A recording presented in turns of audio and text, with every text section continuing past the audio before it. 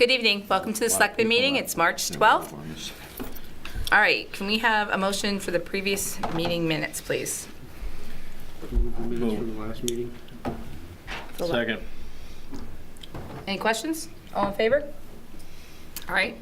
Okay, budget finance ordinance proposed changes. All right. From my understanding, do you want to get up and explain that, Marshall? Thank you.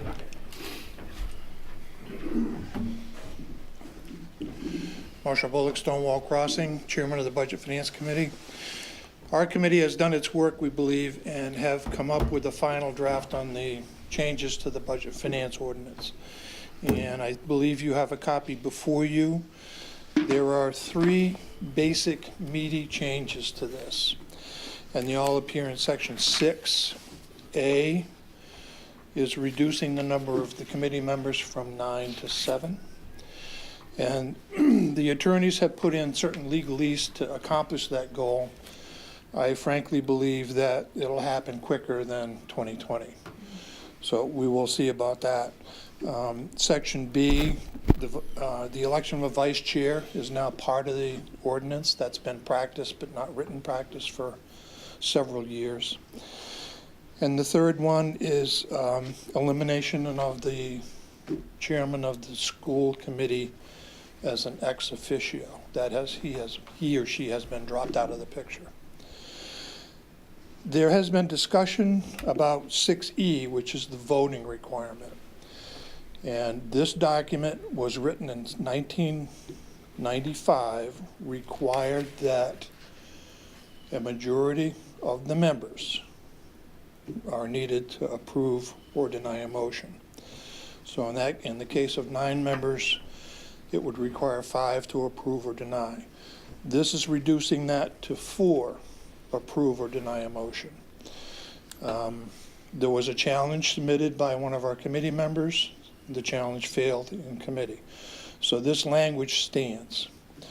There is a section F and G added, which ties this document back into what I believe would be town documents as far as code of conduct and conflict of interest regulations. So as I believe as you have it, it stands.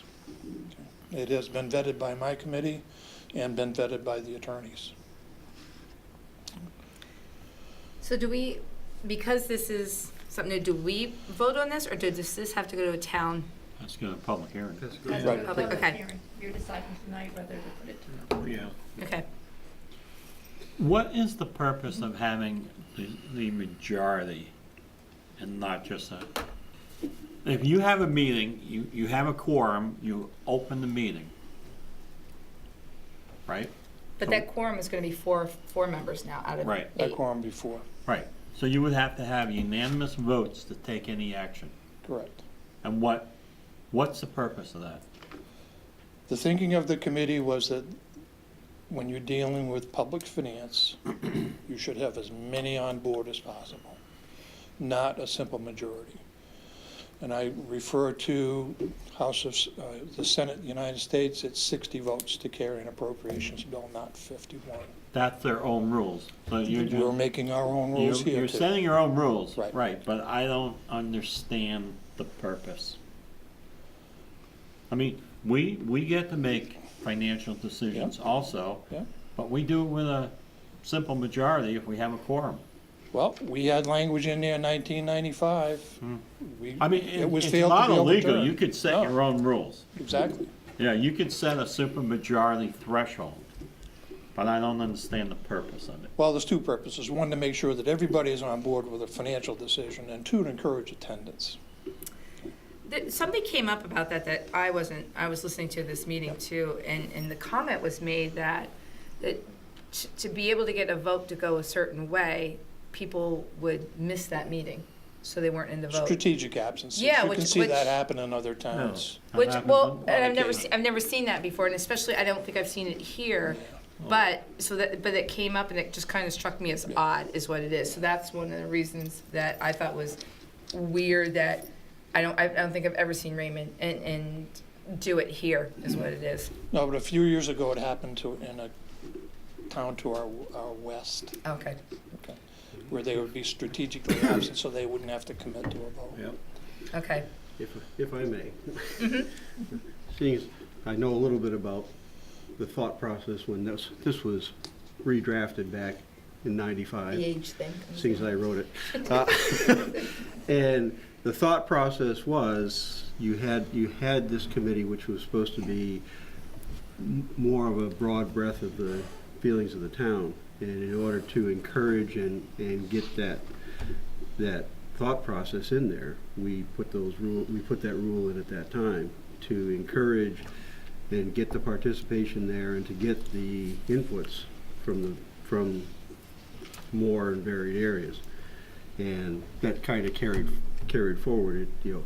Has it ever handicapped the committee? I think I can only think of 3 times when I was there that we were not able to carry a motion because of the number of people voting. Wow. I've been on that committee 11 years, and I don't remember any.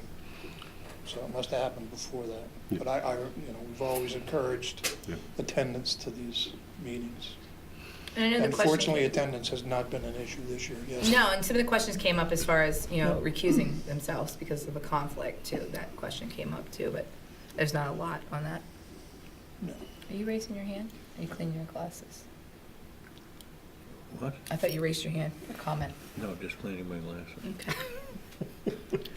All right. So if someone does recuse themselves, because you do have some conflicts on your board, and you only have 5 people show up, The vote wouldn't carry. But if it's a positive motion, it wouldn't carry. so you just, Well, actually, Table no, it? because in that case, if someone recused themselves, yeah. then they are not party to that vote. Therefore, the Right. committee is no longer 7, but is 6. Well, I'm saying if you But you only would have, still need 4 to carry the vote. You'd still need 4 because Right. you need, Right. but I mean, You're not counting them. if someone recuses themselves, they're no longer party to that vote. Right. Oh, And yeah, that's of not to course. be construed as a negative vote. Right. It's a non-vote. Right. I guess I still don't understand the thought process behind it. I think if people are gonna show up at a meeting and you have a quorum, then those are the people who make the decisions. It's like saying you can't have a town meeting unless you have 100 people there. Well, we're never gonna have anything happen, you know? Because the same people, same 35, 40 Well, people that's show one up. reason- That's one reason I suppose you don't have that rule. There is a Right. town that does have that rule. Is it Gray or Poland?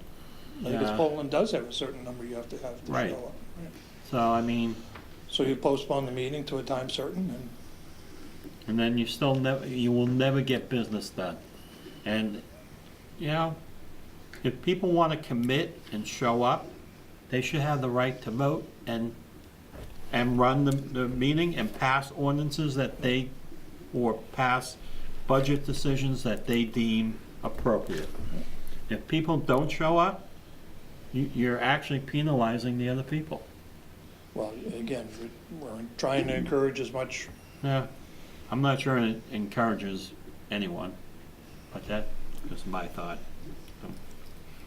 I've never, I know there are certain bodies that require supermajorities, the US Senate filibuster rule, the state legislature has 2/3 votes on certain pieces. That's a Supreme Court. totally different body. If you go to the committee level where they have 13 members, as long as they have a quorum, whatever the vote is, so the quorum's divided by, so 7 members, and you could have people leaving the room, they can still take a vote as long as the meeting opened up. So, There is a caveat in here, and the caveat is that can be adjusted in the first meeting of the Budget and Finance Company each year, as long as it follows through the year. So if they decide in November when they want to reorganize, elect chairmen and so forth and so on, if they want to make it a simple majority at that point in time, fine, but they have to stay consistent the whole year.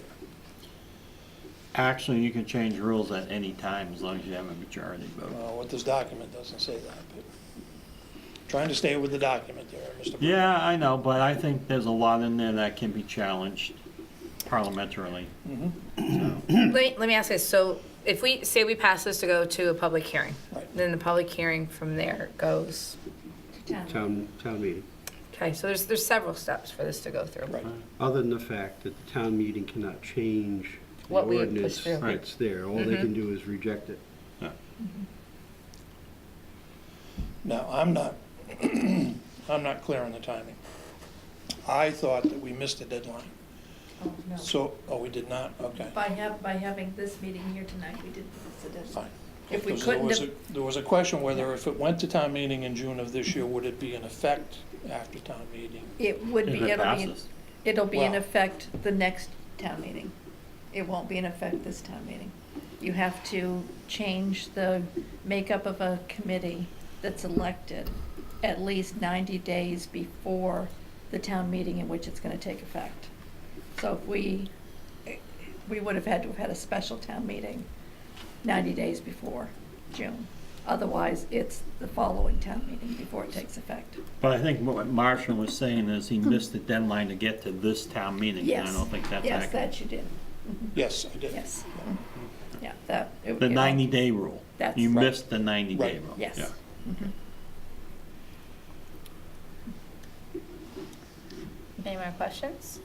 So what you're saying is, if this passes at the town meeting, the board still stays at 9 until next town meeting. Yes. Correct. Whenever that may be. So, yeah, that conversation that we had here, that I thought we had the 15 vote thing. I asked Sue where was that because I didn't realize that did not go through.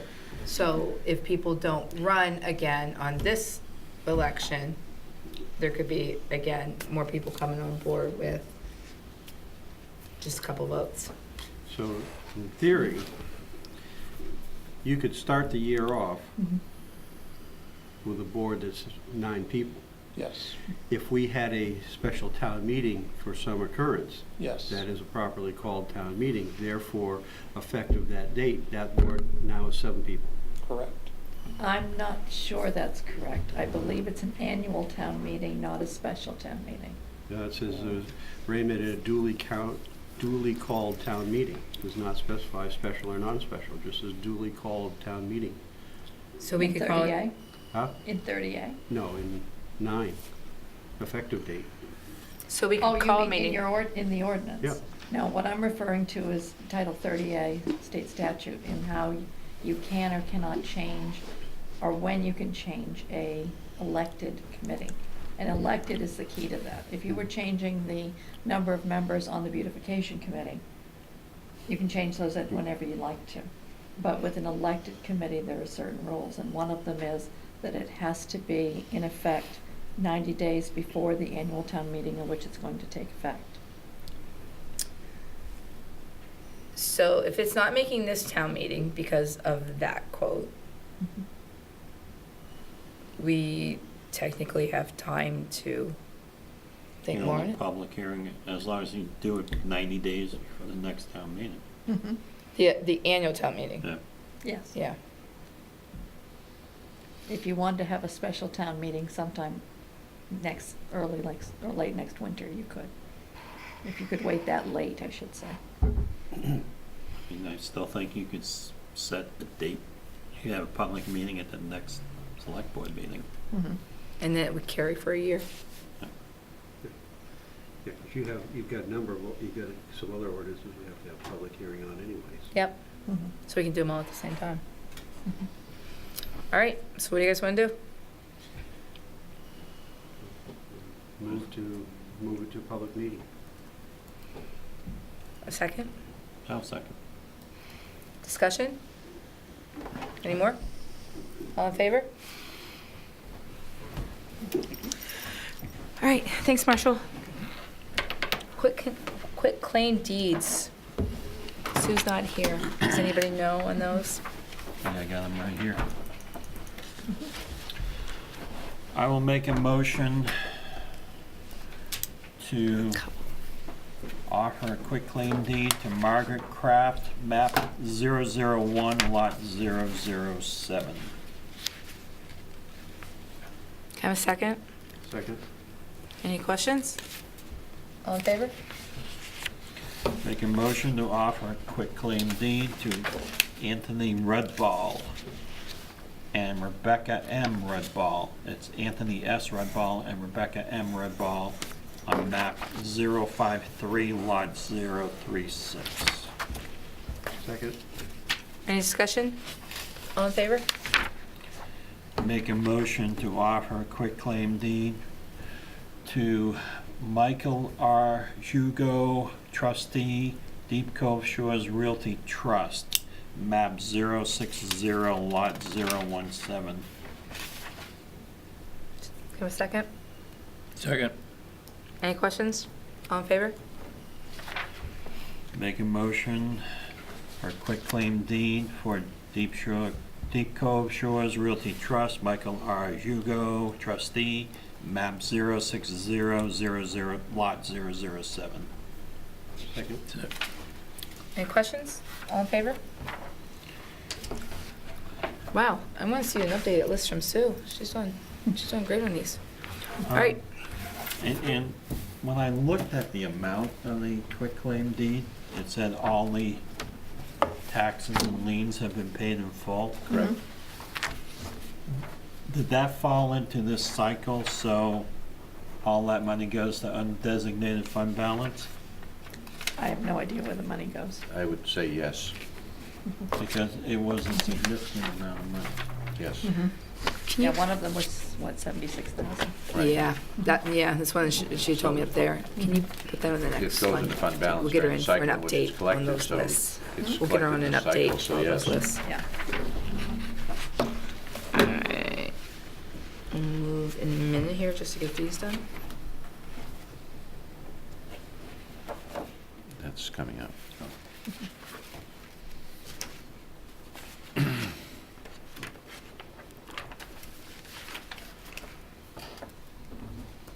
Wow, this is good. This is really good. All right. All right, give them a second to. Sign away. Yep.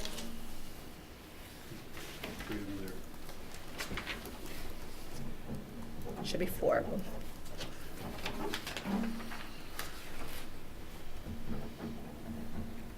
Yep.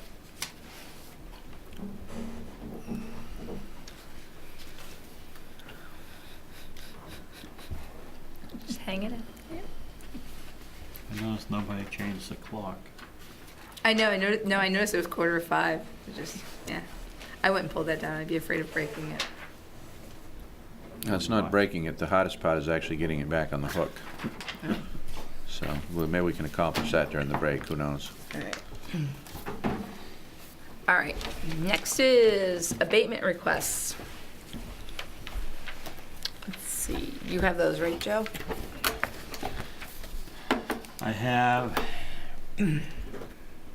our assessor recommending an abatement be denied. The applicant is Thomas York. Lot 039042, account L7007R.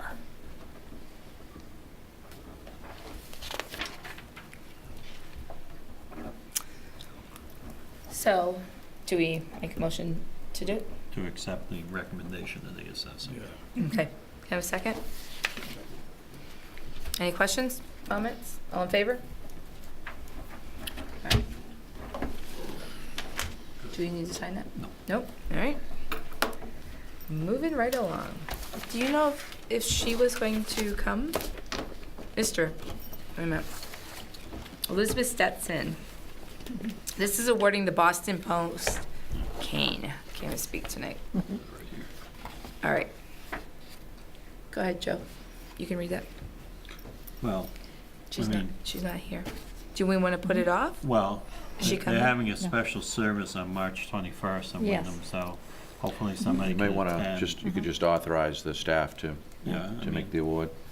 Yeah. Okay. Yeah. Coincidentally, they had applied for this. And I told her, I'm sorry, I can't do anything because Mr. Dealin still has it. But Mr. Dealin passed last week. Oh. So, Yeah. the timing was such that it made sense, so. And what this is we're talking about is awarding the Boston Post cane, and it goes to the oldest living person in Raymond. Well, it's the oldest person that applies. The policy is a little different here.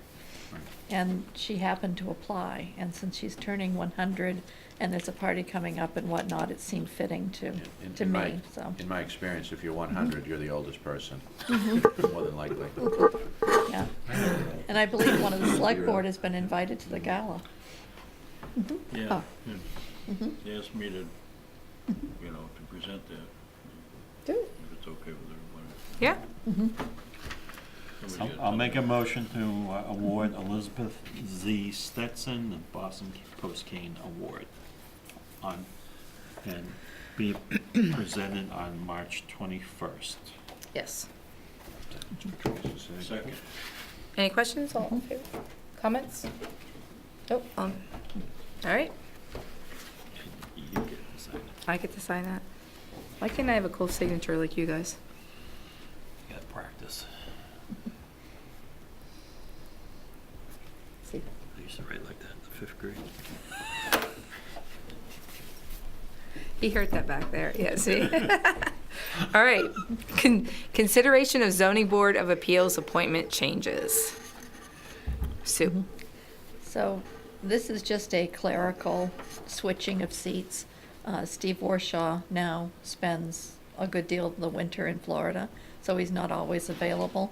And we had you just appointed Mr. Welch to be an alternate. Steve would rather at this point be an alternate. It makes more sense. So we just would like to switch their appointments. And Mr. Welch doesn't have a problem with that? No, he wanted to be a regular appointee anyway. Okay. All right, I'll make a motion to appoint Steve Warshaw as an alternate member to the Zoning Board of Appeals for a term ending June 30th, 2018. Second. Why, he has to run on terms? That's when his term was going to end anyway. Okay. All we're changing it today is the appointment. Okay. Any comments, questions? All in favor? Cool. All right, public comment. Not yet. No, there's one more. I'll make a motion to appoint Eric Welch to be a member of the Zoning Board of Appeals for a term ending June 30th, 2019. Second. Any comments, questions? All in favor?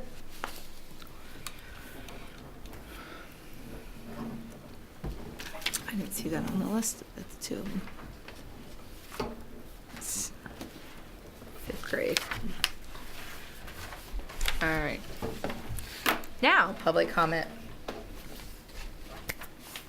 Nope. Selectmen comment. I just want to say with this big storm that we have coming, be patient. Be patient, go slow. You know the roads are going to be bad, it's going to be crazy, and just take your time. Be safe.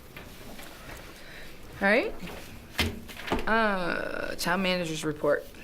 Okay, so we'll start with confirming the dates for the upcoming regular meetings, April 10th and May 8th.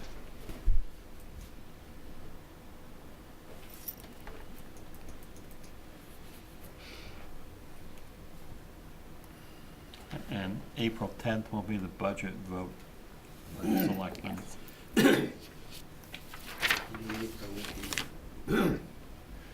What's the other one? You won't be here, you said? Not on the 8th, May 8th? in Ireland. I was going to say, what country are you going to? Ireland. Go to play golf? I can give you some tips.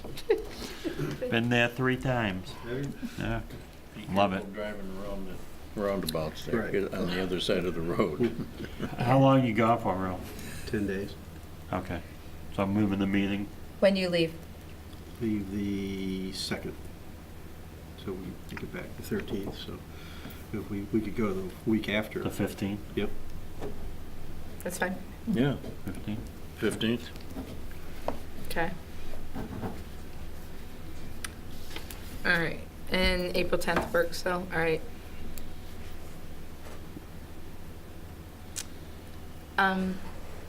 Didn't we get something from the school that May 23rd is their school budget vote? I believe so, yes. I didn't put the school budget vote in here, I should have done. No, I remember, Mhm. I remember it coming. I think it is the 23rd. Okay, all right, go ahead. Okay, reminder of budget schedule. Vice Chair Rolf Olson wanted me to be sure to remind folks that there'll be a budget meeting immediately following this meeting at 6:30. Budget review, Department Head Budget Review number 2. We have a budget workshop, Board of Selectmen Budget Finance Workshop on March 24th, and then the Board of Selectmen with the warrant article review and approval on April 10th. I have that as March 27th, has that been moved? It's been moved. I- Sue? I think we did move it. I think it did. Oh, yeah, get there moved is to- a budget meeting on the 27th. Yeah, I think it did get moved to the 27th. I Okay. must So have looked at the, I 27th? must have looked at the original schedule, Okay. I'm sorry. Okay, so let's check that. I think the 27th is, I know it's the 27th. March Okay. 27th, Yeah. yeah. What day of the week? yeah. That's a Tuesday. The 27th is the joint Yeah. Mhm. workshop. The 10th is when we do our. Well, we do our thing, April, yeah. yeah. Mhm. So the joint workshop with the Budget Finance Committee, just to hash it out? Yep. Right. So not the 24th, the Like how he says 27th. that, hash it out. Okay. Yeah. I need Sorry to about shred the, that. I I'm need just to making shred a the mess over schedule here. on my What's desk. that? I have the original schedule and put the 24th on there on my desk, and I've got to shred that. Okay. And then, for your records, Mhm. the budget finance recommendation votes has been moved to April 12th, From the 17th? from the 17th to the 12th. That's to accommodate absences. Okay. Whatever works.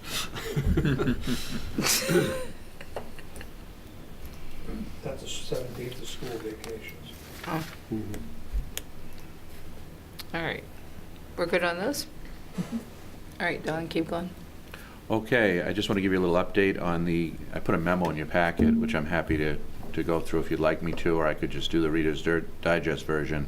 But basically, we've been working on the conversion of the municipal streetlight system along with the towns of Gorham and Standish and Gray from the current high-pressure sodium system to a LED system. So the first step in such a conversion is to hire a consultant to help you with that. And the consultant that we hired, there were 2 that applied, is Real Term Energy. We also had a proposal from Tanco Energy. Real Term has been used most recently by the town of Falmouth. They're in the middle of this, and they've been used by a number of individual and groups of municipalities throughout Maine and throughout the country. This is a trend that's happening nationally. So basically, you conduct a study to come up with an inventory and see what you have and see if your billing records have been, properly administered, which in many instances with Central Maine Power, they're not. So the hopeful outcome, and this did happen in another town that I was in, the audit showed that we'd been overcharged for a number of years, and so the amount of money that was actually discovered in overbilling was enough to pay for the retrofit of the street lighting system. I'm not saying that'll happen here, but that happened somewhere else. So that's a potential upside, and I'm certain that we probably do have some ghost lights and other things that we're not aware of. But basically, we have a relatively small system. It's 115 lights, 69 of which are ornamentals. And so we do a study and an audit to see what we have and to see what sort of changes we could make and what sort of retrofit might make sense from an economic standpoint. The idea being most towns do it on some sort of a lease purchase program. You can buy them outright if you want to as well, but the idea would be probably the other towns are thinking on the line of buying the fixtures, the new equipment, and paying for it out of the existing streetlight budget with the savings. It would be that dramatic a savings. So that's the way I'm headed, although Rolf asked the question, will the study also enable you to buy it outright? And the answer is yes, there'll be a cost for that. But what's really cool about this too is that the system will be manageable. Kevin loves this. You could probably manage it from a smartphone in terms of if you wanted to reduce the intensity of the lights at a certain hour. If you had a crash, a motor vehicle crash, along 302, and you wanted to turn the intensity up, or some particular location where you had an intersection and a crash, you could do that. So you can manage the highly efficient bulbs up to begin with for greater efficiencies through so-called smart controls. So that's a change. And you probably will be, because of the efficiency of LEDs, you'll probably be using less wattage, significantly less wattage in many locations. We have a number of huge lights around town that were put in at specific intersections for safety. We'll be able to achieve the same lighting for less, far less energy consumption. But the downside, if there is one, is that there is a cost to the consultant doing the study. And so that cost for the 115 lights is about 44 or 450 exactly, or $38.30 per light. If you decide not to go forward at all after the study's done, you decide that it doesn't make any financial sense, which I don't think is going to be the outcome, but if you did decide that, then the termination cost would be $40 per fixture, or $46.46 to terminate the study, to terminate the project. So anyway, that's the pitch. We have some monies left over in our current administrative contract line that were left over from the software conversion. I think we should commit and move forward, and that's the intention that I've expressed to the other towns. I think all the other towns have now signed on to it, and hopefully bring back within a short time, maybe as short as a month, a couple of months at the outside, bring back a proposal. Probably Real Term would come and make a presentation. So you need a motion? Actually, I've kind of already done it. Oh, So just updating you, really. See, I like that. yep. Who needs a select board? I haven't committed the money, though, so if you wanted to stop it, you could. You could stop it. Anyway, I think it makes a lot of sense, and so we're working on that one. You asked me, just very, very quickly, you asked me before the meeting what else is happening. The other what else is happening is the broadband thing, which I've been talking with Marshall a lot about, and that's not quite as far along, but we are making some progress. Cumberland County, I didn't hear how it worked out, but at 2 o'clock they were having a meeting of their Community Development Block Grant, where they had made application to their own committee, which is kind of cool, and they got approval for a grant to support our broadband efforts, which is nice. So Cumberland County has come on. As I was starting to tell you before the meeting, I spoke with representative of the governor's office, and now they're interested in helping us possibly. The idea is, how do you get the trunk line from the 3-ring binder to our 302 corridor? Sadly, the trunk line goes around the back side of the lake, which makes no sense whatsoever, but that's what we're working on. So I talked to somebody, with that office, somebody in Brian Doyle's office today, about maybe getting some, hopeful state assistance with that. So we're trying to put together a program of funding sources to get high-speed broadband into the Lakes region, into Wyndham. This one's Gorham, Wyndham, Gray, and Raymond. So things are happening. Right? Okay. I'm gonna get your app out for the treasurer's warrant. Or I can take my glasses out, one or the other.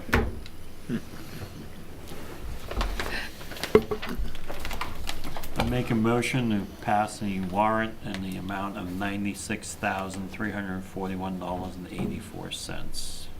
Dated, what's the date on this thing? All in favor? All right. I have a motion to adjourn. So moved. You're out.